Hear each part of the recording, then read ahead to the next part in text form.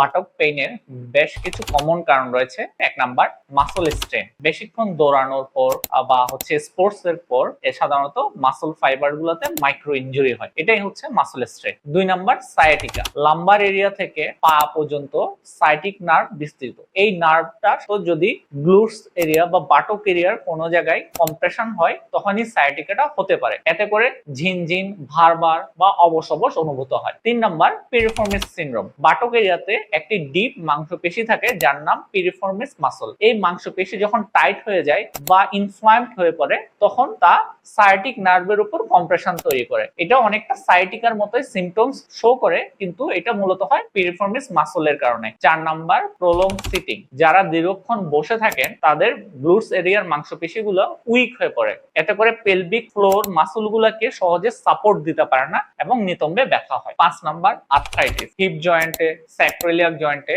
অথবা টেলবোনেও যদি আর্থ্রাইটিস হয় তখনও নিতম্বে ব্যথা হতে পারে।